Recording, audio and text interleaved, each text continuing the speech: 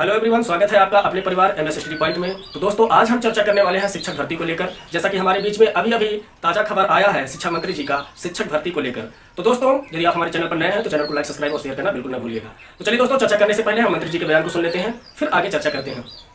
जो छात्र और शिक्षक का अनुपात होता है, जो कि प्राइमरी में एक शिक्षक पे 30 बच्चों का होता है और अपर प्राइमरी में 35 बच्चों पे एक शिक्षक का होता है। तो वर्तमान में जो हमारे पास शिक्षक है, हमारे शिक्षा मित्र, अनुदेशक और प्राइमरी के हमारे शिक्षक में हमारा रेशियो है टीचर का, बच्चों का और शिक्षक का रेशियो, इसको हम लोग पूरा करते हैं। और वर्तमान में हमारे पास शिक्षक की कोई भी कमी अभी बेसिक शिक्षा विभाग के अंतर्गत नहीं है।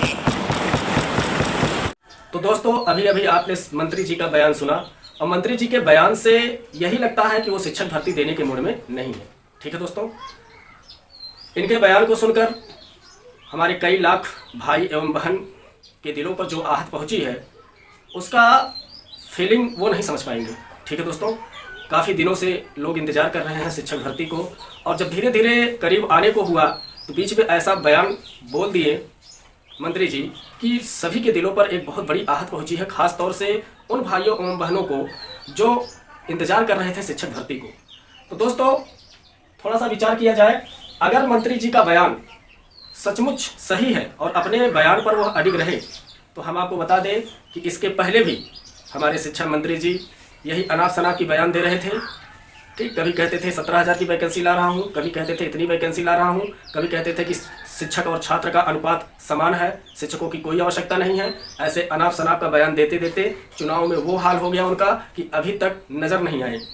कहीं ऐसी स्थिति इनके साथ भी ना हो जाए, कारण कि अभी कुछ दिनों पहले चर्चा में आया था कि 51,000 समथिंग कुछ सीटें इनके पास है। ठीक है दोस्तों, इसके विषय में आप सभी लोग जानते हैं। अब ये बयान दे रहे हैं कि छात्र और शिक्षक का अनुपात समान है। इससे साफ जाहिर होता है कि वैकेंसी देने के मूड में नहीं है। यदि नहीं देते हैं तो वही हाल इनका भी होगा जो इसके पहले मंत्री जी का हुआ था। लेकिन कोई बात नहीं, सदन में बोल गए।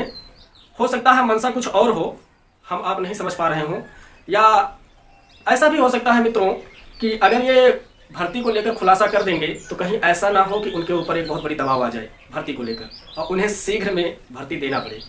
हो सकता है ऐसे बयान बोल गए हों कि हमें शीघ्र में भर्ती ना देना हो, उनकी मंशा हो सकता है कुछ टाइम बाद देने को, ऐसा भी हो सकता है, कुछ भी हो सकता है। लेकिन जो बयान दिए हैं, इस बयान से बड़ी चोट पहुंची है सबको, इस बात को तो मानना ही होगा। अच्छा, अगर भर्ती नहीं आती है तो हमें क्या करना होगा? जाहिर सी बात है भाई, जब कोई चीज़ मांगने से नहीं मिलता तो उसके लिए कुछ न कुछ तो करना ही पड़ता है। आगे आप समझदार हैं, ठीक, हमारे पास कई विकल्प हैं भाई। आंदोलन करें, मार खाएं, कुछ न कुछ तो करना ही होगा, या चुपचाप बैठ के तैयारी करें, ऐसे देखते रहें कब वैकेंसी आती है। ठीक है दोस्तों, तीसरा बिंदु हमारा होता है तैयारी किया जाए या नहीं किया जाए। तो दोस्तों, इस बिंदु पर फिर से एक बार पुनः अपने दुखित दिल से यह कहना चाहूँगा कि बयान चाहे जो भी हो, अब यह बयान किस स्थिति में, किस परिस्थिति में वो दे गए हैं वही जाने।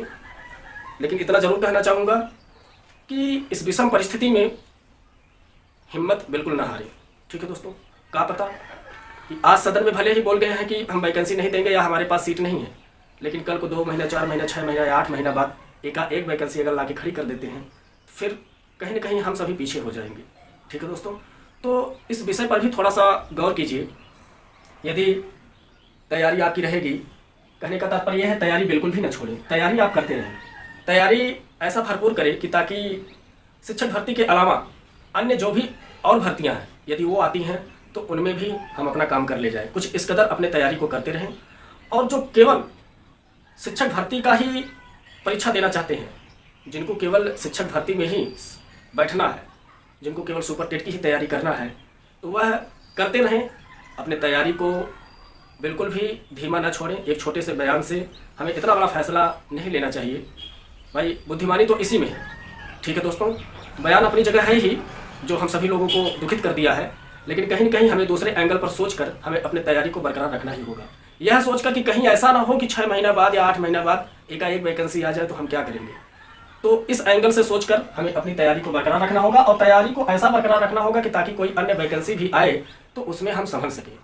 तो अंत में बस इतना ही कहना चाहूँगा कि इस बयान से तो दुखी सभी लोग हुए हैं, सबके दिलों को दुख पहुंचा है, लेकिन इस विषम परिस्थिति में अपने धैर्य को बिल्कुल न खोएं, अपने धैर्य को बना के रखें और अपनी तैयारी को उसी तरीके से करते रहिए जैसे आप अभी तक करते आए हैं। ठीक है दोस्तों, तो इन्हीं बातों के साथ आप सभी लोगों को धन्यवाद।